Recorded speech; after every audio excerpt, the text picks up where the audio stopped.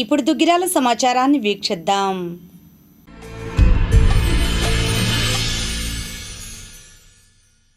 దుగ్గిరాల ముర్తుజా నగర్ షాదీఖానాలో రైతు సంఘం 3వ మహాసభ శనివారం నిర్వహించారు.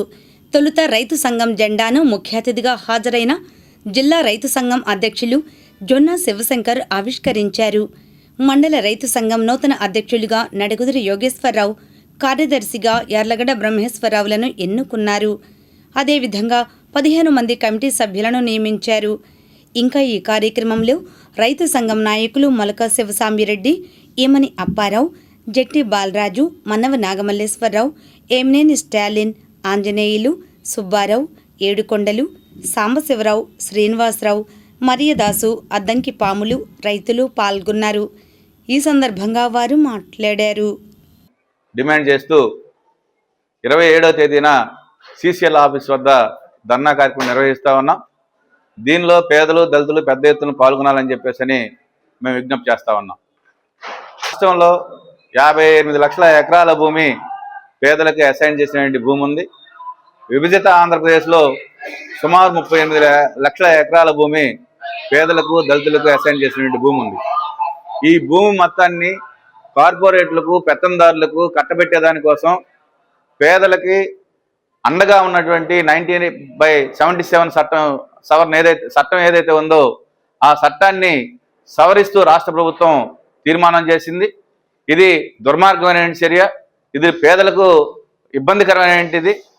మరలా తిరిగి ఆ భూమిని పెద్దలు, పెత్తందారులు, కార్పొరేట్లు కట్టబెట్టడానికి మాత్రమే ఈ అసైన్ సవరణ చట్టాన్ని చేశారు.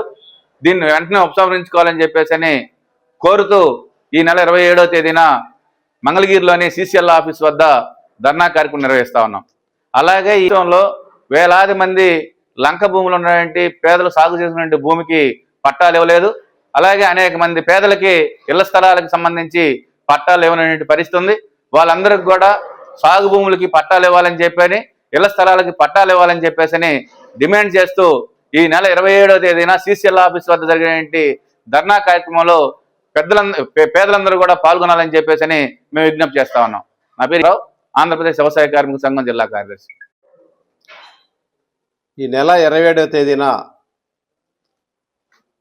స్వతంత్రం అనంతరం పేదలకి అసైన్డ్ భూములు ఇచ్చారు. దాని ఆ రోజున పేదలు సాగు భూములు కానీ, ఇళ్ల స్థలాలు కానీ దాన్ని అనుభవిస్తూ ఉన్నారు. ఈ రోజును ఆ చట్టాన్ని సవరణ చేస్తూ ఈరోజు వచ్చినటువంటి పరిపాలన కూటమి ప్రభుత్వం పైన కేంద్ర ప్రభుత్వం దాన్ని రద్దు చేస్తూ ఉంది. చెప్పేసి 77 చట్టం ఏదైతే ఉందో ఆ చట్టాన్ని అమలు చేసి పేదలకి సాగు భూములు ఏదైతే చేస్తున్నారో వాళ్ళకి పట్టాలు, అలాగే ఇళ్ల స్థలాలకు సంబంధించిన చట్టాలను అనుసరించి పట్టాలు ఇవ్వాలని చెప్పేసి 27వ తేదీన మంగళగిరిలో ఉదయం 10 గంటలకు కార్యక్రమం జరుగుతుంది. ఆ కార్యక్రమంలో అందరూ పేదలు, దళితులు, బలహీన వర్గాలందరూ పాల్గొని జయప్రదం చేయాలని చెప్పేసి విజ్ఞప్తి చేస్తా ఉన్నాం. ఈ నెల 27న మంగళగిరి రాష్ట్ర భూ పరిపాలనా అధికారి కార్యాలయం వద్ద కార్మిక సంఘాల ఆధ్వర్యంలో ధర్నా నిర్వహిస్తున్నట్లు ఏపీ వ్యవసాయ కార్మిక సంఘం నాయకులు పిలుపునిచ్చారు. ఈ విషయంపై శనివారం దుగ్గిరాలలో సమావేశం ఏర్పాటు చేశారు. ఈ సమావేశంలో వ్యవసాయ కార్మిక సంఘం జిల్లా కార్యదర్శి ఈమని అప్పారావు, జిల్లా కార్మిక సంఘం అధ్యక్షులు Jatti Balaraju, Y Koteswararao, N Subbarao, T Srinivasarao తదితరులు పాల్గొన్నారు. ఈ సందర్భంగా అప్పారావు, బాలరాజు మాట్లాడారు. ఆంధ్రప్రదేశ్ రైతు సంఘం దుగ్గిరాల మండలం 3వ మహాసభ ఈరోజు దుగ్గిరాల షాదీఖాన్లో జరుగుతూ ఉంది. ఈ క్రమంలోనే జిల్లా మహాసభలో డిసెంబర్ 6-7 తారీఖులో గుంటూరులో జరగబోతూ ఉన్నాయి. ఫిబ్రవరిలో ఏలూరులో రాష్ట్ర మహాసభలు, రాజస్థాన్లో ఆల్ ఇండియా మహాసభలు జరగబోతూ ఉన్నాయి. ఈ క్రమంలో భారతదేశంలో జరుగుతున్న రాజకీయ పరిణామాలు, రైతాంగం మీద కేంద్ర ప్రభుత్వం అవలంబిస్తున్న ఈ 3 నెలల చట్టాన్ని పరోక్షంగా అనేక పేర్ల మీద ఇవాళ రైతాంగం మీద రుద్దడానికి ప్రయత్నం కొనసాగిస్తూ ఉన్నారు. విద్యుత్ సంస్కరణ బిల్లు కానీ, స్వామినాథన్ కమిషన్ సిఫార్సుల ప్రకారం మద్దతు ధరలు ఇచ్చే పరిస్థితి లేదని చెప్పేసి సుప్రీంకోర్టుకే కేంద్ర ప్రభుత్వం చెప్పిన పరిస్థితులు కానీ, అదేవిధంగా రైతాంగానికి రుణమాఫీ చేయమని చెప్పేసి అడుగుతుంటే 14 లక్షల కోట్ల రూపాయలు వ్యాపారస్తులకి రుణమాఫీ చేసిన ఈ ప్రభుత్వాలు రైతుకి రూపాయి కూడా రుణమాఫీ చేయడానికి సిద్ధపడకపోవడం పెద్ద ఎత్తున ఆందోళనకి రైతాంగాన్ని గురి చేస్తూ ఉంది. ఈ క్రమంలోనే రైతాంగం పెద్ద ఎత్తున రేపు నవంబర్ 26వ తారీఖు నాడు దేశవ్యాప్తంగా అన్ని జిల్లా కేంద్రాలలో ఈ 3 నల్ల చట్టాలను పరోక్షంగా తీసుకొస్తున్న మోడీకి వ్యతిరేకంగా, కేంద్ర ప్రభుత్వానికి వ్యతిరేకంగా పెద్ద ఎత్తున నిరసన కార్యక్రమాలు జరగబోతా ఉన్నాయి. వాటిని జయప్రదం చేయాలని చెప్పేసి మండల మహాసభలో పిలుపునివ్వబోతా ఉన్నాం. అదేవిధంగా రాష్ట్ర ప్రభుత్వానికి తీసుకున్న పరిస్థితి మనం ఒకసారి ఆలోచించాలి. ఈ 16 నెలల కాలంలో ఏ పంటకు కూడా మద్దతు ధర వచ్చిన పరిస్థితి లేదు. టమోటా దగ్గర నుంచి అదేవిధంగా కూరగాయలు దెబ్బతిన్న పరిస్థితి. అదేవిధంగా ఇవాళ మిర్చి రైతులు చూస్తూ ఉన్నాం. గతంలో ఎంత ఇబ్బందులు పడ్డారో, ప్రస్తుతం కాస్త మిర్చి రేటు పెరిగినా గతంలో మిర్చి రైతులు ఆత్మహత్య పరంపర కొనసాగుతుంది. ఇప్పటికీ కూడా పత్తి రైతుల మనోవేదన పట్టించుకునే నాదులు కనిపించడం లేదు. మొక్కజొన్న కానీ, జొన్న కానీ, అదేవిధంగా మన ధాన్యం పరిస్థితి. దుగ్గిరాల మండలం రైతు సంఘం 3వ మహాసభ షాదీఖానాలో జరుగుతుంది. గత 3 సంవత్సరాల్లో మన రైతాంగం చేసినటువంటి ఉద్యమాలు, భవిష్యత్తులో మనం తీసుకోవాల్సిన కర్తవ్యాలు, అట్లాగే మనం ప్రభుత్వాన్ని రైతాంగం మొత్తం కలిసి గత 3 సంవత్సరాల్లో చేసిన విధానాలకి, ఇప్పుడు భవిష్యత్తు 3 సంవత్సరాలు జరిగే విధానాలకి మనం కర్తవ్యాలు తీసుకొని ఒక కమిటీని ఎన్నుకొని, నూతన కమిటీని ఈ కార్యక్రమం చేయాల్సిన అవసరం ఉంది. రైతులు కూడా పెద్ద ఎత్తున పాల్గొని ఈ కార్యక్రమాన్ని జయప్రదం చేస్తారని, అట్లాగే ఈ గత 3 సంవత్సరాల్లో గత ప్రభుత్వాలు ఈ రైతులకు గిట్టుబాటు రేటు ఇస్తాము, కొంటామని చెప్పిందే కానీ గతంలో ఉన్న ప్రభుత్వం కొన్నటువంటి దాఖలాలు లేవు. ఇప్పుడు ఉన్నటువంటి ప్రభుత్వం కూడా పరిస్థితి కనపడతలా.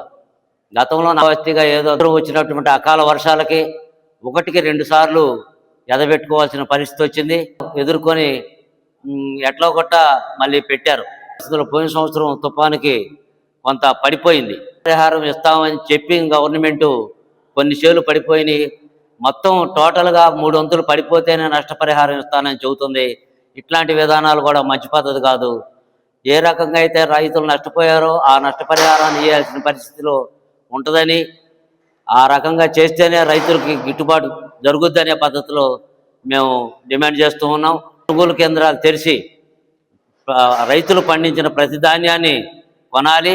అట్లాగే కౌలు రైతులే కాదు, రైతులకు కూడా మొత్తం కౌలు రైతులు కూడా కొనేటట్టుగా ఒక నిర్ణయం తీసుకొని భవిష్యత్తులో ఆ రకమైనటువంటి విధానాలు ఉంటేనే రైతాంగం నిలబడగలుగుతారు. లేకపోతే రైతులు నిలబడలేని పరిస్థితి ఉంటుందనేది ఈ మహాసభ సందర్భంగా దుగ్గిరాల మండలం నుంచి మేము డిమాండ్ చేస్తూ ఉన్నాం. సబ్ కలెక్టర్ కార్యాలయం వద్ద ధర్నాలు నిర్వహించడం ఫలితంగానే ప్రభుత్వం కొంత దిగొచ్చి రైతు సంఘంతో ఒప్పందం చేసుకుని క్వింటాకి 7,000 రూపాయలు ఇవ్వటానికి ఒప్పందం జరిగింది అచ్చెన్నాయుడు గారి సమక్షంలో. అప్పటి నుంచి ఇప్పటివరకు రేపు 2 నెలలు 3 సంవత్సరాలు నిండుతుంది. 3 సంవత్సరాలు నిండినా కానీ ఇప్పటి వరకు కూడా రైతులకు పూర్తి స్థాయిలో మరి ఇస్తానన్న పరిహారం ఇవ్వకపోవటం అంటే రైతుల పట్ల ఈ ప్రభుత్వం చూపుతున్న నిర్లక్ష్యం అర్థం పడుతుంది. ఎందుకంటే రైతులు మరి లోకేష్ గారు చుట్టూ తిరిగారు. లోకేష్ గారు ఇంకా నా చేతులు ఎత్తటం అంటే ఉపేక్షించటం, నిర్లక్ష్యం వహించటం అనేది అర్థమవుతుంది.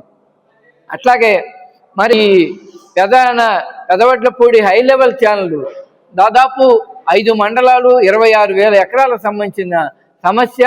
ఆంధ్రప్రదేశ్ రైతు సంఘం కూడా పూర్తి స్థాయిలో బాధ్యత తీసుకుని ఆందోళన చేసి ఇరిగేషన్ ఆఫీస్ ముందు, అట్లాగే గుంటూరు కలెక్టర్ ఆఫీస్ ముందు ధర్నాలు ఎన్ని చేసిన ఫలితంగానే ఇవాళ రిలీజ్ చేయటానికి మరి ప్రభుత్వం సిద్ధపడింది.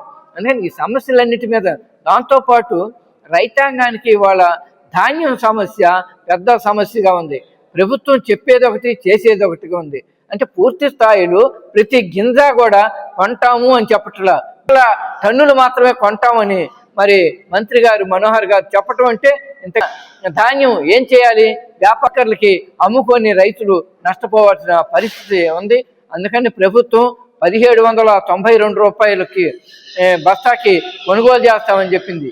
కానీ ఇప్పటి వరకు చూస్తే ఈ గత 4 రోజుల నుంచి కూడా 1,450 రూపాయలు మించి ధర రావటం లేదు రైతులకి.